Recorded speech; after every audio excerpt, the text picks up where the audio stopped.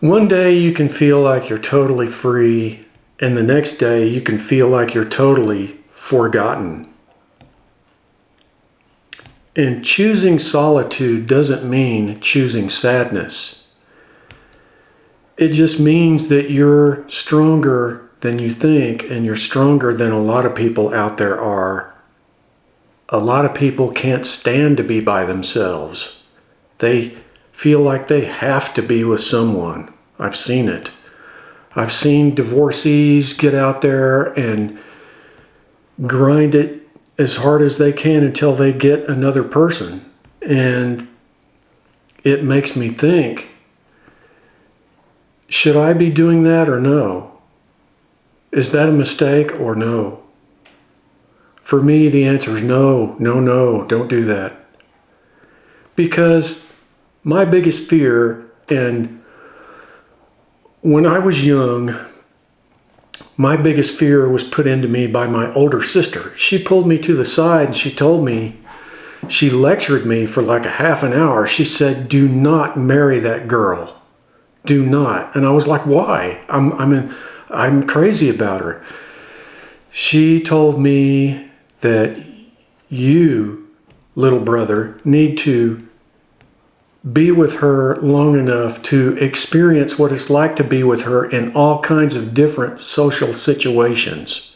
Everything from just you two in a restaurant, to movies, to dates, to public outings, other people's weddings, everything. You need to get to know her in every situation, how she's going to react.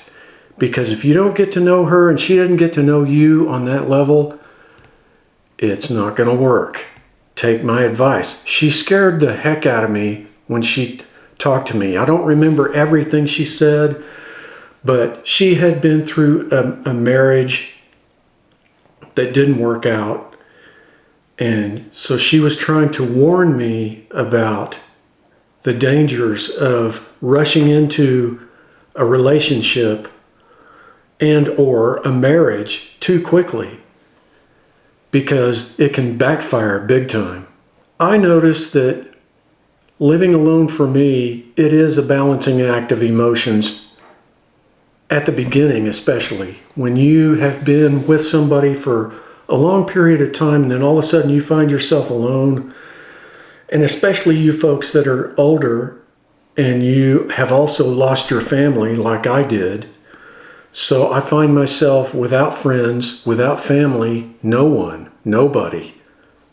And it can feel like freedom one day and isolation the next.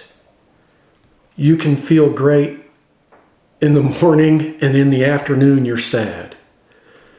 So I have to fight against that, and my only way to fight against it is to keep myself occupied, keep myself busy, keep myself working towards something.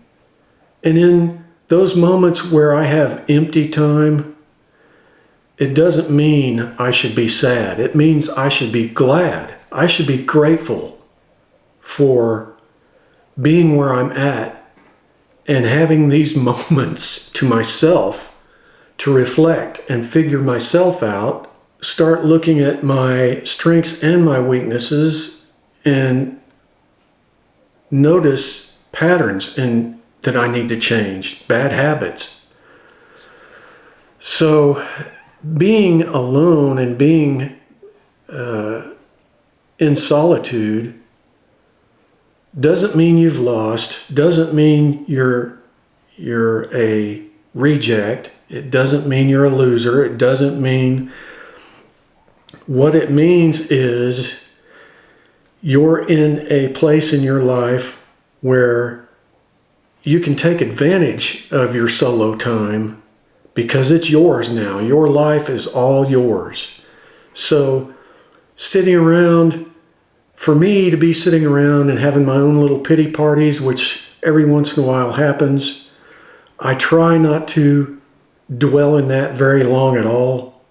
I know that it's just part of life. People come in and out of our lives, families, people pass away, people move away, friends leave. And it feels like when you're alone, it feels like you're totally rejected. I get it. But it doesn't need to be that way. So I'm here to tell you, if I can be successful at it, you can. You can do this. If you're recently divorced or you've recently lost loved ones, it's not the end. It's a time for you that's all for you. This is your time. So let that creative freedom come out in you. Let your creative juices start to flow. Let your mind dream. And you know what I do sometimes? Sometimes, here's what I started doing at first, because I wasn't used to being alone, and I just thought, this was the end for me. I thought I'm over. But that's not it. What I did was I started pretending that even though I am retired, I started pretending that today, let's say, or tomorrow, it's my day off. I just started pretending that I was still in the working world, but it's my day off. So what am I going to do with my new day off? That's how I started to approach living solo, living by myself, alone, with no one.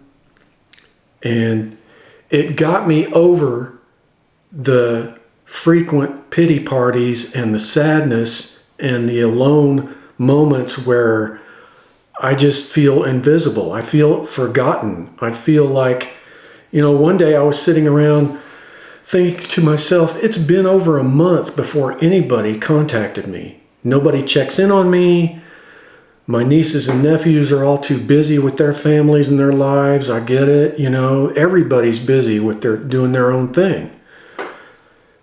The thought of me doesn't come up in their head, and it shouldn't really. I'm on the periphery of their lives, and that's the way it should be. I'm Uncle Ed. I'm just doing my thing, and I'm enjoying doing my thing, actually. I didn't at first. At first, it was kind of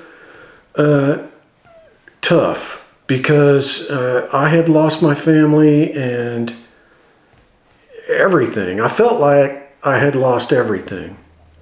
But in truth, in reality, I have gained a lot. And I'm grateful to be able to take care of myself right now at my age and beyond. I'm grateful that I don't have to be locked up in one of those assisted places that smell like feces and urine as soon as you walk in the door. I have so much to be grateful for, and you do too. So I don't have the right to complain. I don't have any right to complain or sit around feeling sorry for myself. Oh, pity me, poor me, and start crying over it. That's done. You have to kind of move past that and just try my method of playing like you're on vacation. Put a fold-out chair out in the middle of your backyard and get you a radio and put some of that Hawaiian music on it. And get yourself a fancy drink with a little umbrella in it and your sunglasses, and just sit out there and just play like you're on vacation. You don't have to be anywhere. You don't have to do anything. You're on vacation. It's your day. Well, if you repeat that a little bit over and over, it's going to get easy. It's going to get easier to be solo. And so I don't want you to feel bad about yourself or sad about yourself because you're single right now. Maybe you're younger, you're in your 20s or 30s and you're not married yet. Don't let that societal and environment pressure you into rushing into being with someone that may not be the right person for you. I feel like, and my sister talked to me about this, And this is just my opinion. This is not a standard or anybody's deal, but I've always felt like I should get to know the woman for 2 years before we even start thinking about putting a ring on it. That's just, a, what do you call it, standard for me, but it doesn't have to be for you. I mean, everybody's different. Everybody can get to know someone at a different pace, but I prefer a 2-year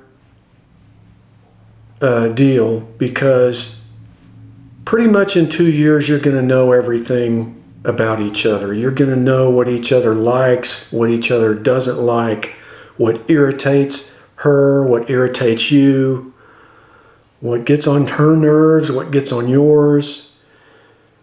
So that's just my take on that, and it's just an opinion of mine. It doesn't have to be something you do. It's just a suggestion. If you learn to be happy on your own, which I am, finally, it can be a nice, wonderful thing for you, and it doesn't have to last forever.